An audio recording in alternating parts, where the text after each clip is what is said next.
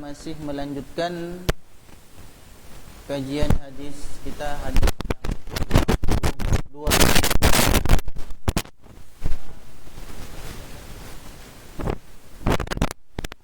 Dan kemarin kita pada bahasan terkait dalam salah satu metode dakwah Rasulullah SAW, yaitu Rasulullah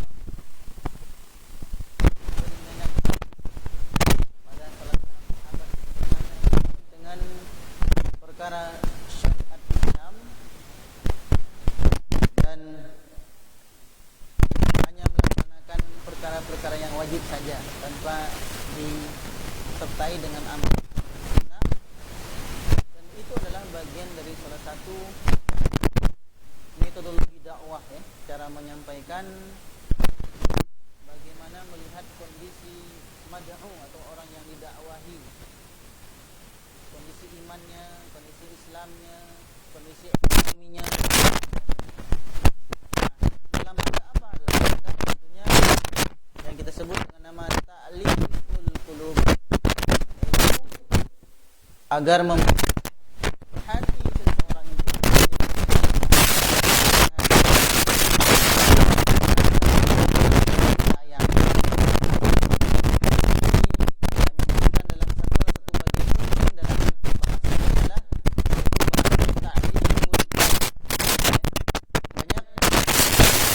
kesalahan, kekacauan dan perpecahan yang terjadi di antara kita, di antaranya adalah salah satunya karena hati-hati kita sudah tidak lagi sinergi satu sama lain. Nah, semoga nanti ini menjadi pencerahan bagi saya pribadi dan bagi juga para jamaah sekalian, agar bagaimana kita bisa mengkondisikan hati kita agar senantiasa bagaimana kita bisa mencintai saudara-saudara kita sebagaimana kita mencintai diri kita sendiri. Dan kemarin kita sampai bahasan yang pertama, bahwa di antara sebab ta'liful qulub, yaitu yang pertama yaitu berkumpulnya kita atas mahabbah, mencintai karena Allah Subhanahu wa taala.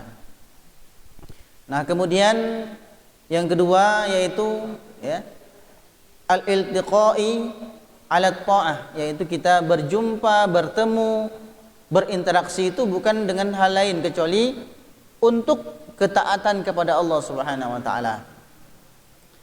Nah, makanya kita kenal hadis Rasulullah sallallahu alaihi wasallam, rajulani tahabbani fillahi ijtama'a alaihi wa tafarraqa alaihi.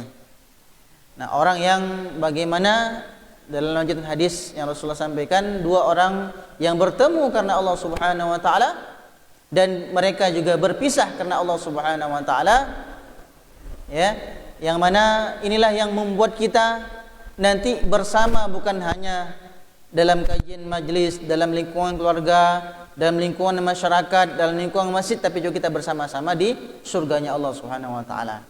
Nah, itu kalau kita berjumpa karena Allah Subhanahu wa taala, insyaallah hati kita akan senantiasa bersinergi, bersatu, satu rasa, satu makna, ketika al-muslim lil muslim kal bunyan yashuddu ba'duhum ba'do. Muslim yang lain dengan muslim yang lainnya, mereka itu saling bersatu bagaikan bangunan yang saling menguatkan satu dengan yang lainnya. Itulah yang kita rasakan ketika ada saudara-saudara kita yang tertindas, yang terkena bencana, yang kemudian mereka merasakan kesusahan. Nah, ketika kita merasakan itu berarti kita adalah orang yang masih terikat hati kita dengan sesama muslim. Kalau itu hilang dari hati kita, artinya hati kita, iman kita ada masalah. Baik, berikutnya ini bahasan ketiga, yaitu at-tawadu'u, at-tawahhudu, wahid, at-tawahhudu 'ala ad-da'wah. Kita ini bersatu, berjumpa itu dalam rangka memegang tanggung jawab sebagai seorang khalifah, sebagai seorang yang akan memakmurkan dunia ini. Ja'ilun fil ardi khalifah, Allah menjadikan manusia sebagai pemimpin di muka bumi ini. Nah, jadi Karena kita seorang pemimpin, maka kita harus bersatu bersama memakmurkan bumi ini agar senantiasa di dalam keislaman. Nah, ini hadis firman Allah Subhanahu wa taala, wal mu'minuna wal mu'minatun ba'duhum awliya'u ba'd. Orang-orang beriman itu baik laki-laki maupun perempuan, sebagian mereka adalah menjadi penolong sebagian yang lain. Ya, ya'muruna bil ma'ruf wa yanhauna 'anil munkar wa yuqimus salata wa yu'tuz zakah wa yuti'una Allah wa rasulahu ulaika sayarhamuhumullah innallaha azizun hakim. Yaitu kita bersama-sama mengajak kepada yang baik, mencegah kepada yang mungkar. Nah, ini yang maksudnya bersatu. Jadi menyebarkan istilah dakwah Islam ini agar bukan hanya kita saja menjadi manusia yang taat kepada Allah Subhanahu wa taala, akan tetapi kita ajak orang-orang lain, masyarakat kita, keluarga kita, ya, teman-teman kita, semuanya itu dalam kerangka Islam yang sempurna, yang menyeluruh. Nah, mengajak al-amru bil ma'ruf, yang ma'ruf, wan nahyu 'anil munkar, mengajak orang mendirikan salat, mengajak orang menunaikan zakat. Nah, ini masing-masing ada porsi-porsinya. Ya, ada yang ngajak bayar zakat, nah itu di Basnas. Mengadakan sosialisasi. Nah, ini menyeru dalam dakwah.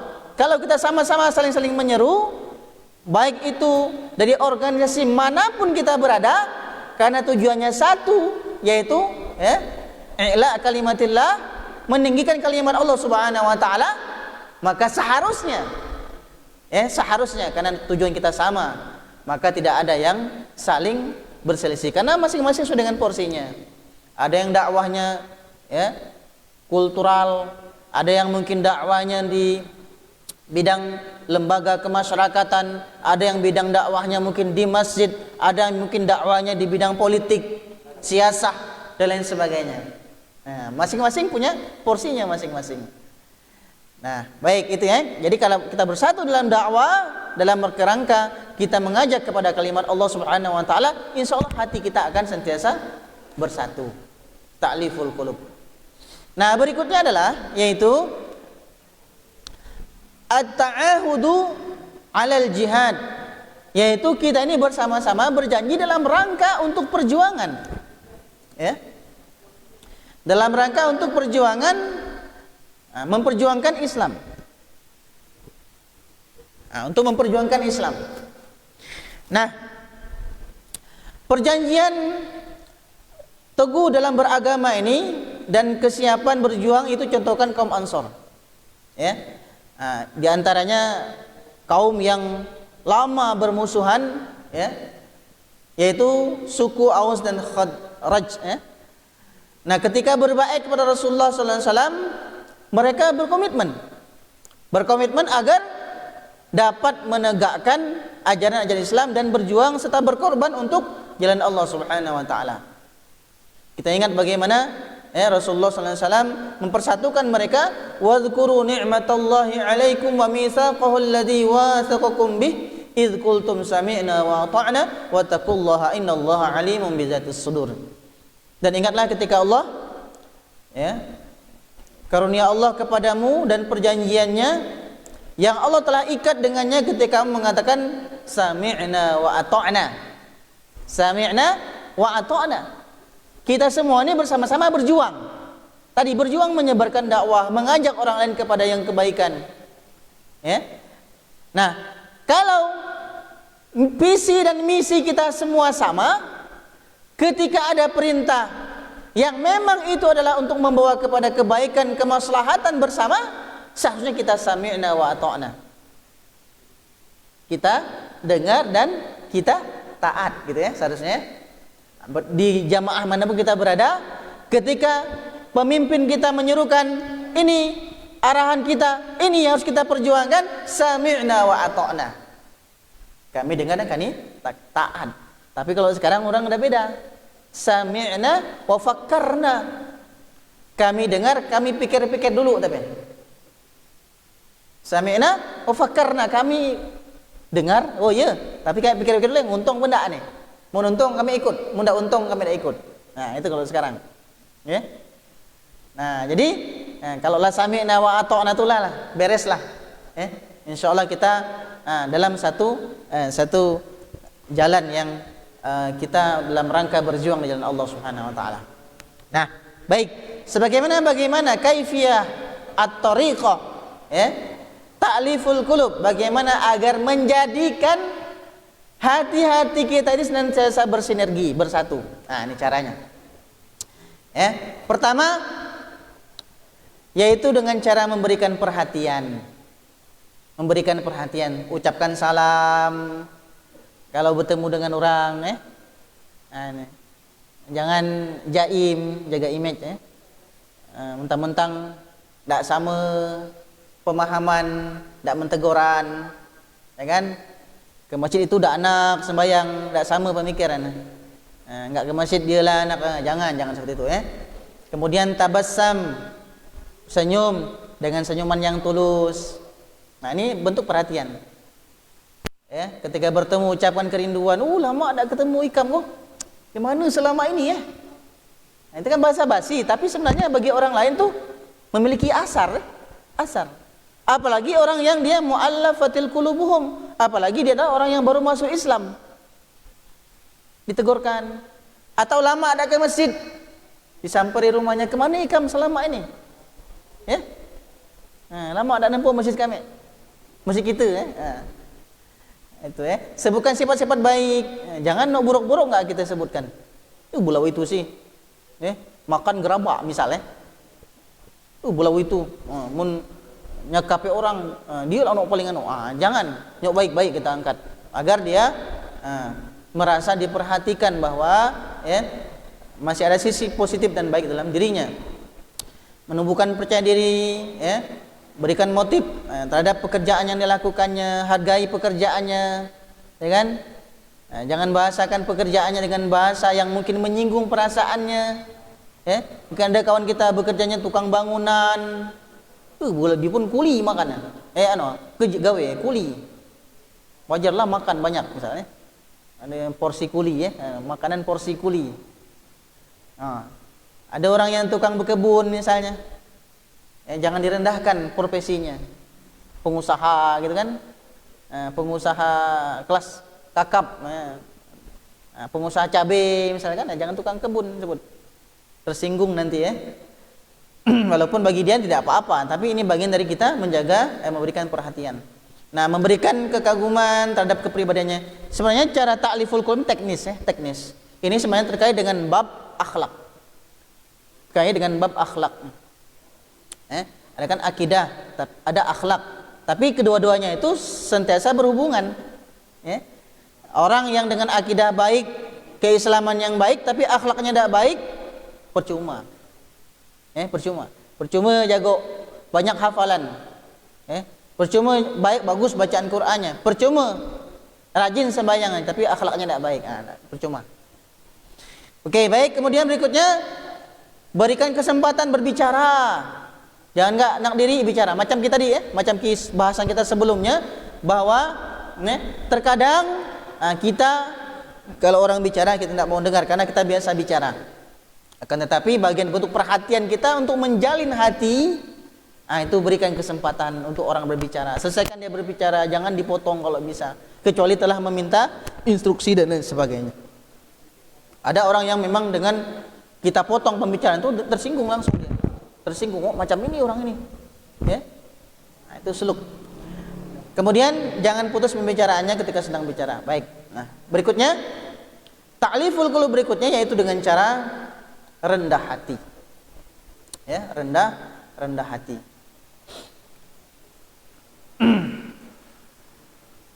Ya, baik. Nah, orang yang rendah hati akan dicintai dan dihormati semua orang. Karena siapa saja yang menghormati orang lain, maka orang lain pun pasti akan menghormati dirinya. Rasulullah bersabda dalam sebuah hadisnya dalam riwayat Muslim, ya, "Ma naqasat shadaqatun min malin." Tidak akan berkurang orang yang bersedekah hartanya. Harta orang yang bersedekah tidak akan berkurang. "Wa ma zadallahu 'abdan bi'afwin illa ya izan wa ma tawadu'a ahadun lillahi illa rafa'ahullah. Dan tidaklah Allah Subhanahu wa taala menambahkan kepada seorang hamba sifat pemaaf melainkan akan semakin memuliakan dirinya. Ya. Orang yang tidak mau memaafkan orang lain orang tinggi hati. Orang yang tidak mau memaafkan orang lain pun orang yang tinggi hati. Walaupun kadang-kadang ya lebaran salam-salaman, tapi hatinya masih nyimpan dendam.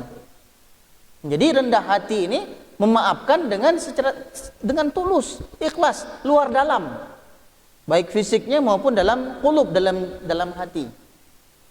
Enak Pak Bu, kalau kita memaafkan orang itu dengan luar dalam, bukan hanya luar saja, plong hati rasanya, plong.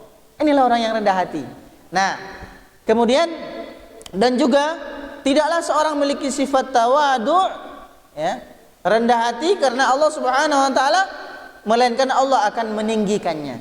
Sungguhnya kalau kita memaafkan orang lain itu tidak membuat kita rendah, tapi Allah mengangkat martabat derajat kita dikarenakan kita memiliki nilai yang lebih dibandingkan dengan orang lain. Mungkin secara fisik, secara materi, secara keilmuan orang lain lebih tinggi dibandingkan dengan kita. Tapi ketika kita pemaaf, kita memiliki satu poin yang melebihi dirinya, yaitu ya, bagian yang merupakan salah satu dari bagian terpenting dalam hal ibadah, yaitu hati. Kebersihan dan kemuliaan jiwa dan hati. Nah, kita lihat misalnya bagaimana Rasulullah SAW, seorang pemimpin, seorang presiden lah, dalam suatu hari Rasulullah SAW mendapatkan ghanimah, mendapatkan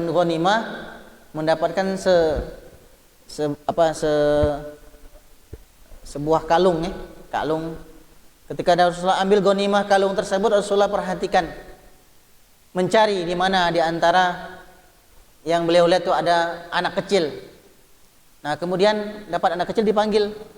Ketika mau dikasihkan oleh Rasulullah SAW, kalung tersebut tidak jadi Rasulullah memberikannya. Apa yang Rasulullah lakukan?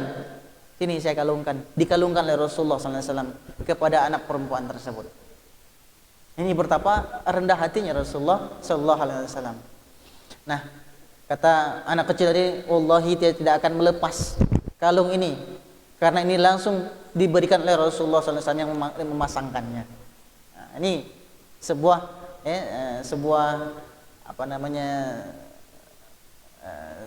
gambaran, kita ini kalau meniru Rasulullah SAW, tawaduk seorang pemimpin, tawaduknya seorang pemimpin, insya Allah kita akan menjadi rakyat yang insya Allah makmur, baldatun thayyibatun wa rabbun ghafur. Nah, begitu juga Imam Syafi'i dengan Ahmad bin Hanbal, dua-duanya sama-sama mazhab yang sekarang kita jadikan rujukan dari 4 mazhab yang ada di dunia ini. Bagaimana Imam Syafi'i? Imam Syafi'i ini dulunya belajar dengan Imam Malik, Imam Darul Hijrah di Madinah. Suatu hari, karena setelah selesai belajar dengan Imam Malik, Imam Syafi'i pergi ke Yaman. Untuk belajar dengan ulama di sana. Sesampainya di sana, Imam Syafi'i tidak menemukan orang yang akan dijadikan guru olehnya karena sudah wafat. Malah Imam Syafi'i terkena fitnah pada waktu itu. Kena fitnah, dianggap sebagai pemberontak. Akhirnya, Imam Syafi'i divonis hukum mati karena pemberontak. Akan tetapi eksekusinya nggak di Yaman, tapi di Baghdad. Nah, inilah yang kemudian Imam Syafi'i kemudian belajar di Irak, di Baghdad. Beliau pergi ke sana, eksekusinya di sana. Nah, di sana dalam masa pemerintahan Hasan al-Basri. Dan seorang khalifah, seorang pemimpin negara pada waktu itu biasanya memiliki seorang alimnya, seorang ulamanya. Nah, ulamanya ini kemudian jeli melihatnya. Di antara beberapa orang yang disebut sebagai pemberontak, ulama ini bilang, kita dialog dulu. Kita dialog dulu dengan ke beberapa orang ini, ya. Mungkin di antara mereka memang tidak ada pemberontak kan? Mungkin bukan pemberontak. Setelah diajak berbicara, kemudian ulama ini mengatakan bahwa ini yang satu ini kayaknya tidak ada yang tipe-tipe menjadi seorang pemberontak. Nah, Imam Syafi'i, kemudian Imam Syafi'i selamat pada waktu dengan kepemimpinan Hasan Al-Basri. Nah, di sana dikenal salah seorang yang berguru nanti kepada Imam Syafi'i, di antaranya itu Ahmad bin Hanbal, Imam Hambali. Menariknya apa?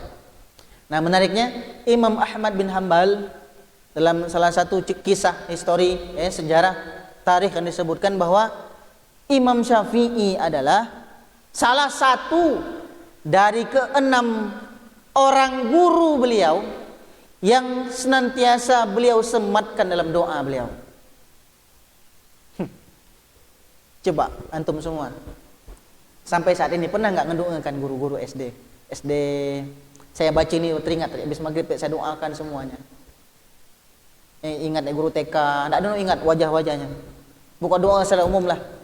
Guru SD ada teringat, sikok doa. Buka secara umum doakan.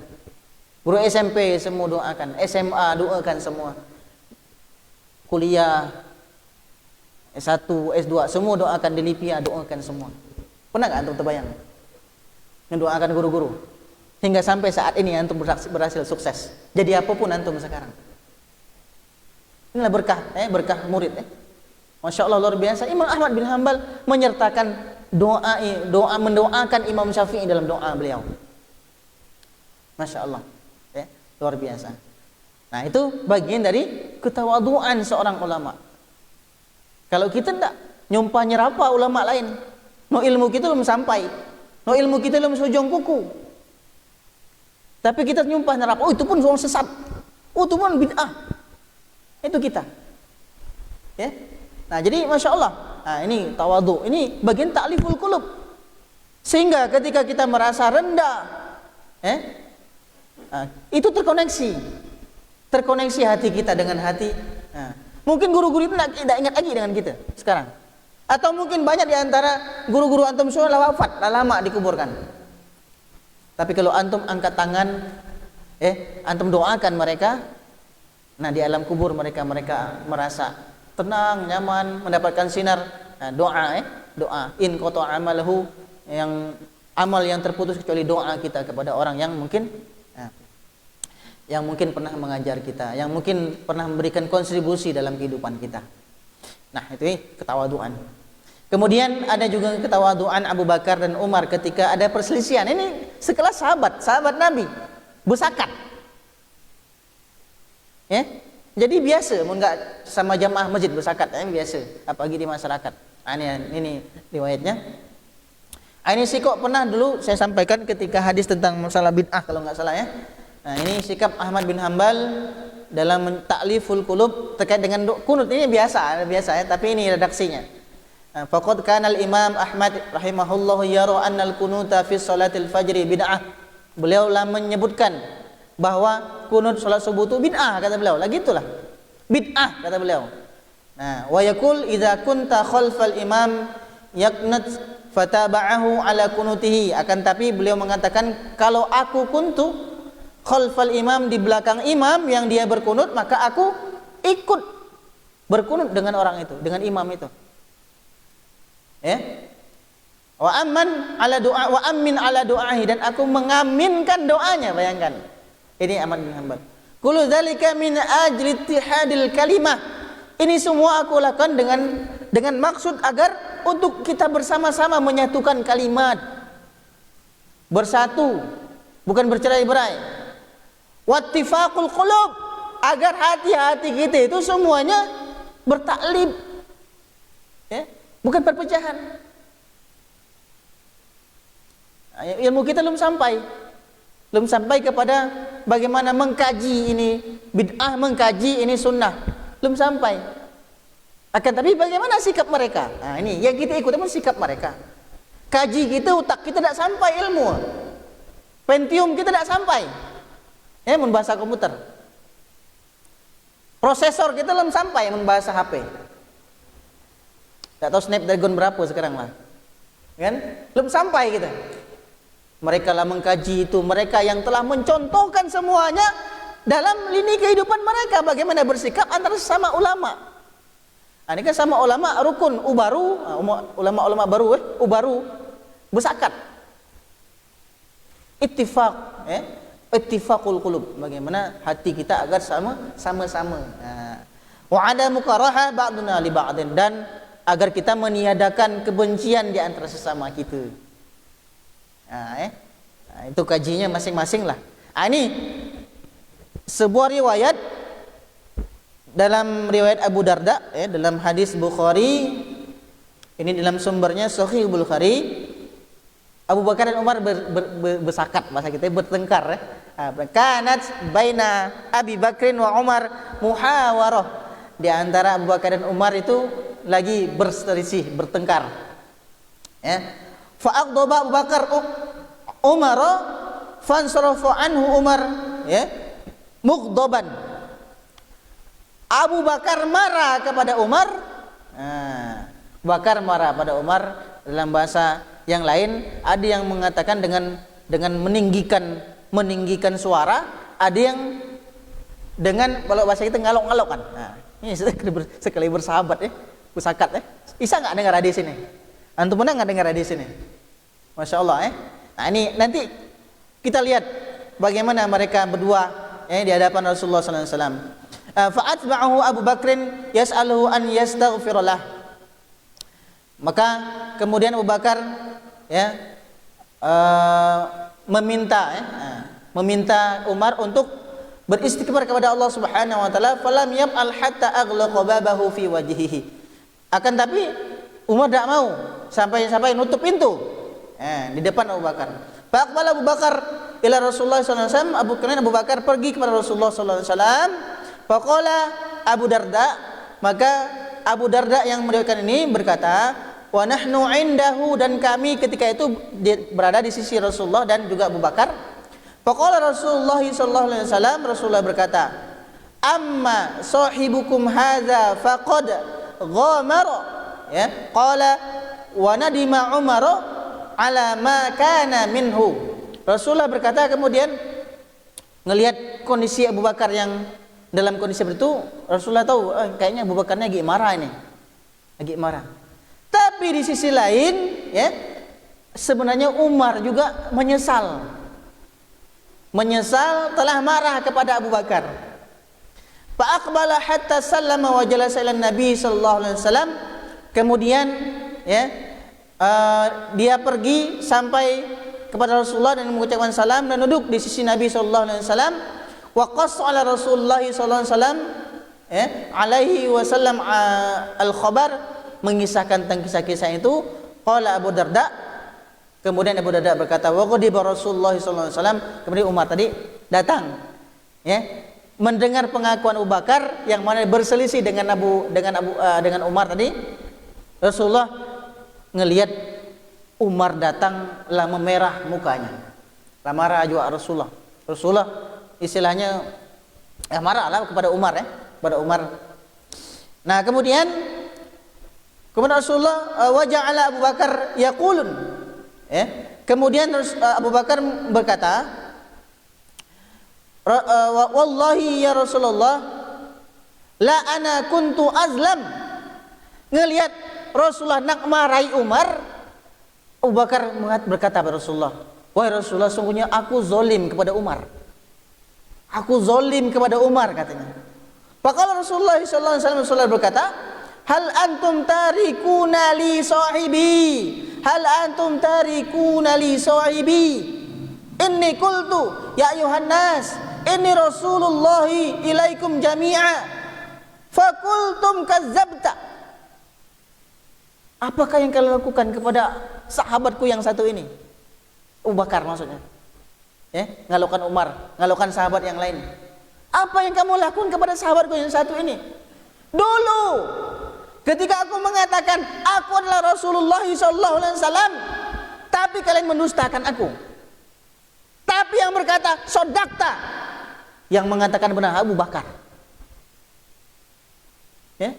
Tapi lihat bagaimana sikap Abu Bakar. Bagaimana sikap Abu Bakar Ketika Umar mau dimarahi Rasulullah SAW, dia lebih mentawadukkan dirinya, merendahkan dirinya. Nah ini di para sahabat ini. Contohlah, mungkin kita kan tidak sebaliknya. Sakat berdua, bersadu ke atasan, ya kan? A B bersadu ke atasan. B ngalokan yang A ngalokan B yang buruk-buruk. Ya. Nah, kemudian diponis sudah bersalah, yang A bersalah. Cek dia panggil. Apa kata B? Badangan kau, rasalah. Itu begitu kan? Tidak macam Bakar. Tenang, rendah hati. Bahkan dia mengatakan dia zalim. Masya Allah ya. Masya Allah. Ini rendah hati. Kalau kita semua rendah hati jamaah sekalian, insya Allah kulub kita itu akan terpaut. Terjalin ta'liful kulub di antara kita. Karena penyebab permusuhan di antara kita itu di antaranya kita saling meninggikan hati kita. Semenjak saat itu tidak ada lagi yang berani ya untuk istilahnya mencela ya, atau memarahi Abu Bakar dan lain sebagainya. Baik, berikutnya cara ta'liful qulub, jangan mudah marah. Jangan sebu pindek kata orang. Ya. Jangan senggol bacok, senggol sedikit bacok. Nah, marah ini penyakit jiwa. Ya. Bahkan ini bisa menjadi yang paling buruk yang mempengaruhi tingkah laku manusia. Dengan marah manusia bisa kehilangan keseimbangan akal dan mental. Ini hadis yang kita bahas di ayat 16 dulu ya. Rasulullah mewasiatkan kepada seorang sahabat, ausini la taqdob, jangan marah. Farad ada miroran, diulang berkali-kali, la taqdob, jangan marah, jangan marah. Ada sebuah nasihat. Seorang ustadz kepada muridnya, ya ustadz, aku ini rajin marah, gimana cara solusi ya? Kata ustadznya bilang, kini mun kau nak marah, biar reda di rumah rasa amarah kamu ambil kayu, kamu paku. Marah, ambil kayu, dipaku. Marah, ambil kayu, ambil paku. Nah, jadi ngelampiaskannya jangan. Nah, ini ada masalah di rumah, murid lampias, rumer-rumer. Marah, permasalahan di rumah, ini habis kawan di musuh. Isok-isok bersanggu kayu lah, siko-siko. Nah, ini ngikut nasihat ulama ini. Bawa kayu, bawa paku, bawa tukul. Tidak pakai tukul langsung lah. Kayu kan paku tuh. Kemudian suatu hari setelah berkali-kali, nah disuruhlah sama ustadznya bawa paku kau teh. Mana? Lah banyak pakunya. Sekarang kau cabut paku itu. Dicabut paku. Kamu lihat di kayu itu. Ada nggak lubang bekas? Ada nggak lubang bekas? Berbekas ya. Itulah kita kalau marah. Kita marah ke orang lain, walau lah minta maaf, walau kita lah mohon ampun, walau orang itu memaafkan kita, tapi bekasnya masih akan tetap ada sampai mati. Orang itu akan ingat. Sampai mati. Di rumah marah ke bini, marah di tempat kerja marah ke kawan, di sekolah marah ke murid. Bukan saya tidak pernah marah mana marah juga. Kesabaran ada batasnya. Marah yang proporsional kan, marah yang mendidikan boleh tapi marah yang sampai menjatuhkan, melecehkan, nah itu bekasnya akan dibawa. Mungkin murid-murid kita, anak-anak kita yang udah puluhan tahun mungkin pernah dulu bersama dengan kita, sekarang masih ingat dengan marah kita. Saya masih ingat guru SMP saya. Marah belum? Sebenarnya nggak salah aku juga, lagi apel gitu kan di Becisah. Ada guru sekarang. Kelak suatu saat, sekarang kebetulan saya jadi ada amanah jadi sebuah ketua dalam sebuah organisasi. Nah, beliau ini salah satu orangnya kelak bercerita Jadi beliau marah istilah. Lagi apel gitu kan biasalah BBI SMP kan ngingar payah ngatur. Beliau langsung ambil kayu. Nak kena belas aku, lepak patah kayunya. Zaman dulu kan penggaris kayu meteran lepak. Sampai sekarang masih ingat. Walaupun tidak sakit, kan tidak sakit, malu kan enggak? Malunya ngeri, sakit saya enggak. Sampai sekarang masih ingat. Itulah sama ibaratnya seperti itu. Nah, mungkin murid-murid yang jadi guru sini, murid-murid antum atau siapapun yang pernah antum ajar, bekas antum marah masih ingat. Marah. Ini namanya bekas. Bekas. Jadi jangan sampai membuat bekas-bekas amarah kita kepada orang lain. Nah, kalau tidak mudah marah, tidak mudah tersinggung, nah, insya Allah ini akan terjalin ta'liful qulub di antara kita. Kemudian dengan sihir yang halal, dengan senyuman, senyum, mentang-mentang beda pemahaman, cemberut kan orang lain, senyum. Tabassamuka fi wajhi akhika atau laka akhika laka sadaqah, itu sedekah bagimu. Itu senyum. Ini hadis yang sudah biasa dipahami. Nah, sifat manusia itu tentunya tertarik dengan orang yang menyebarkan senyuman, bukan kepada orang yang cemberut. Nak belanja aja menurut orang yang cemberut, malas belanja situ. Saya ini pengalaman pribadi aja. Nah, jadi potong rambut dekat rumah, kan nyaman kan? Nyaman dekat rumah potong rambut. Tapi orang ada usah senyum. Lama-lama malas juga. Kasar pula ngerujit deh. Sakit cabut-cabut rasa kan. Astagfirullah. Nah, jadi malas kita. Kan orang ada usah senyum, tapi kalau orang senyum ramah, nah insyaallah walaupun kita tidak banyak berbuat untuk dirinya, akan tapi memberikan asar. Ada seorang ulama ketika dia meninggal dunia, itu ramai orang yang datang ke rumahnya. Padahal ulama ini sibuk ngisi pengajian di masjid. Tapi apa yang beliau lakukan? Ketika pulang dari masjid menuju rumahnya itu, ibu-ibu ditegurkan, assalamualaikum dengan senyum. Assalamualaikum. Jangan sampai kita di kampung tidak dikenal orang. Tanya, siapa namanya? Tidak tahu, tidak kenal kami. Tidak suka senyum kan orang. Tidak suka kenalan kan orang. Itu jadi senyum. Wajah mengungkapkan rahasia-rahasia yang ada dalam hati dan perasaan yang disembunyikan. Nah, oleh karena itu manusia tidak mengetahui bagaimana, manusia yang tidak mengetahui bagaimana cara tersenyum, maka dia tidak akan bisa menarik hati, membuka hati manusia. Nah, jadi ta'liful qulub berikutnya adalah dengan tersenyum. Kemudian memberi hadiah. Nih, tahaddu tahabbu. Saling memberi hadiahlah kalian, kalian akan saling mencintai. Ini hadis anak-anak kecil nih, anak SD belajar.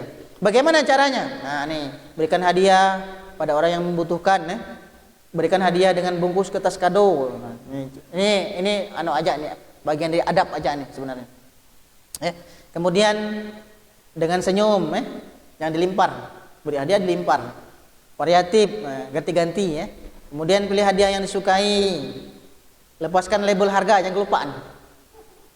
Kelupaan yang lepas label harga, puncak. Iklan Ada bacaan. Sekian puluh ribu. Nggak segini lupa harga. Amun mahal sengaja tidak dilepas. Biar orang tahu mahal. Jangan. Pemberian hadiah itu bukan pada harganya mahal atau murahnya, akan tapi pemberian yang tulus dan ikhlas. Baik. Pilih tempat dan waktu yang tepat dalam memberikan hadiah. Jangan menyebut-nyebut hadiah yang telah diberikan. Ini dalam sebuah hadis pernah kita bahas. Ya Abu Dzar, Rasulullah berkata kepada Abu Dzar, "Idza tabakhta maraqah." Wahai Abu Dzar, kalau kau masak gangan, nak berkuah-kuah, fa'aksir ma'aha. Banyak-banyak kuah. Ikan tenggiri enggak siko, banyak-banyak. Simber kuahnya kuah. Ada nak posting dapat tenggiri kan? Wa ta'ahadu jironaka, perhatikan tetangga-tetangga kau.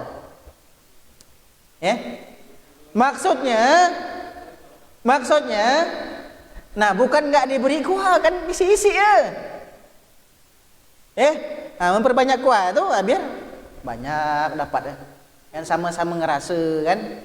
Nah, tuh ini bagian dari pasti orang suka. Esok hari kembali pula itu piring, tidak kosong. Isi dengan orang lain. Ini ada filosofi orang Betawi Orang Betawi itu membuat namanya ketan kencadurin, kanca durian. Nah, ini orang Betawi ini. Jadi durin itu dikupak. Nah, sekarang ini musim durin kan pas ya. Ini musim durin. Mun bahasa kita kan apanya namanya serawu. Nah, serawu. Serawu durin. Jadi durin dilepas kulit, apa namanya? Dipisah dagingnya, dibuat, dicampur macam kisrawu durin. Dibuat, dibagikan ke tetangga-tetangga. Ngapa sebab apa? Amun kan beri durin sikok-sikok tiap tetangga lumayan juga. 50.000 sikok lumayan, kena 10 tetangga 500.000 tekor.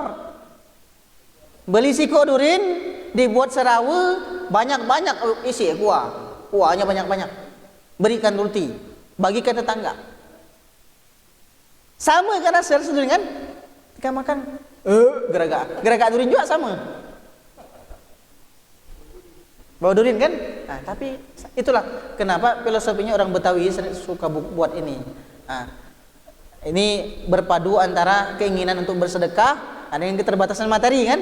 Nah, bisa beri durin siko buat banyak-banyak. Nah, itu caranya. Kemudian perhatikan penampilannya, bani Adam, khudhu zinatakum inda kulli masjidin wa kulu washrabu wa la tusrifu innahu la yuhibbul musrifin. Wahai anak Adam, pakailah pakaian terbaikmu ketika masuk masjid. Pernah kita bahas ya. Berhubungan dengan orang lain itu adalah sebuah proses yang sangat kompleks dan meliputi berbagai macam sisi ya. Nah, dalam diri manusia itu akal berpikir, mulut berbicara, cara anggota badan yang bergerak dan berbentuk penampilan yang tampak. Maka manusia itu harus memperhatikan semua sisi yang ada dalam dirinya, dalam pergaulannya ya. Maka ketika bergaul dengan oleh penampilan diperbaiki, diperbagus. Pagi masuk masjid, sholat pakai pakaian yang bagus untuk sholat.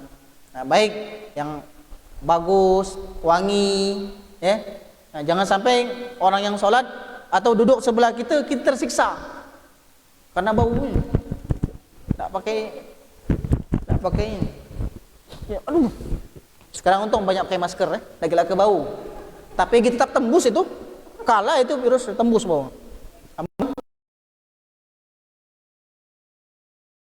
Paling tidak betah kalau badan saya berbau. Pakai terus. Karena kita aktivitasnya mobile, jadi itu penampilan ke masjid wangi-wangi dengan bau apak. Ada orang yang baju tak kering dipakai berkawan diri sedang rasa, tapi orang yang dekat kita yang tersiksa. Itu ya, gitu bergaul. Kalau ketika bertemu kita, wangi, rajin dia dekat kita, rajin dekat wangi boleh. Nah, makanya Rasulullah SAW menyunahkan bagi laki-laki itu untuk memakai parfum. Nah, perhatikan penampilan, yadkhulul jannah man kana fi qalbihi misqalu dzarratin min kibrin. Qala rajul inna rajula yuhibbu an yakuna thawbuhu hasanan wa na'luhu hasanatan. Qala innallaha jamil yuhibbul jamal. Ya, orang tidak akan masuk surga karena kesombongannya. Ada seorang laki-laki berkata kepada Rasulullah, "Wahai Rasulullah, ada seorang laki-laki dia suka memakai pakaian yang bagus dan memakai sendal terompah yang bagus." Qala innallaha jamil yuhibbul jamal. Allah tuh indah dan menyukai keindahan. Jadi kalau pakai yang bagus-bagus itu bukan bagian dari kesombongan kalau kita niatkan untuk ibadah. Nah, ini caranya Oke, kita lewatkan saja waktunya. Ini yang paling intinya sebenarnya, yaitu jauhilah maksiat dan dekat kepada Allah agar hati kita terpaut. Saya sering khawatir sebenarnya. Apa terkadang yang saya sampaikan itu tidak nyangkut kepada hati jamaah sekalian.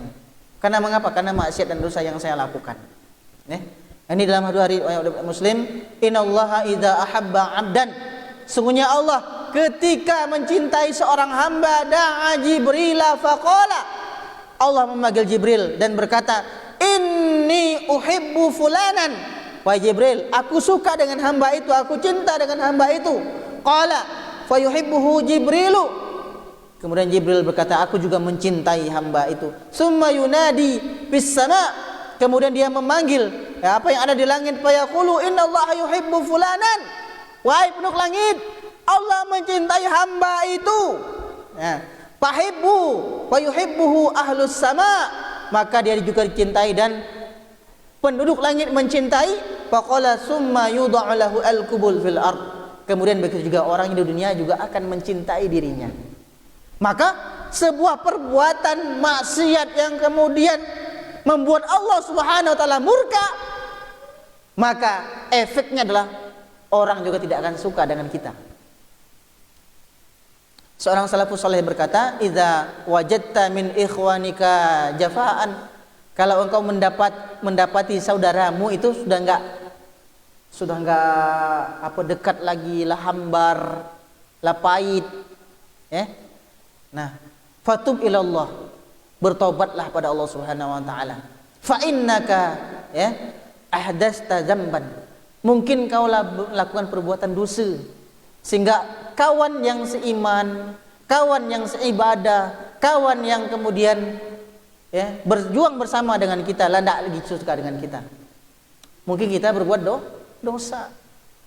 Nah, oke, baik.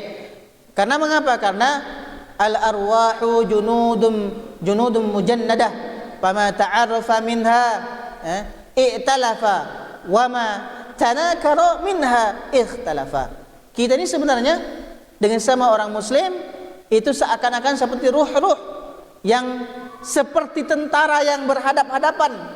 Apabila saling mengenal sifatnya, kecenderungannya sama sifatnya, keinginan sama, tujuannya sama, visi dan misinya sama, maka akan saling bersatu. Masjid kita ini kemana? Mau dibawa kemana? Misalnya organisasi kita akan dibawa kemana tujuannya? Ketika itu sama, maka dia akan saling bersinergi, bersatu. Nah, maka kalau kita akan berpisah, maka kita akan saling bercerai-berai. Baik, ternyata banyak yang masih harus dibahas ya. Masya Allah, belum habis juga ini, masih ada lagi ya. Dampaknya kita lewatkan aja. Insya Allah kita akan nanti kalau bahas sekilas, baru kita masuk ke hadis yang ke-23 berikutnya. Mohon maaf kalau ada kesalahan dan khilaf. Wallahu muwaffiq ila aqwamit thoriq. Wassalamualaikum warahmatullahi wabarakatuh.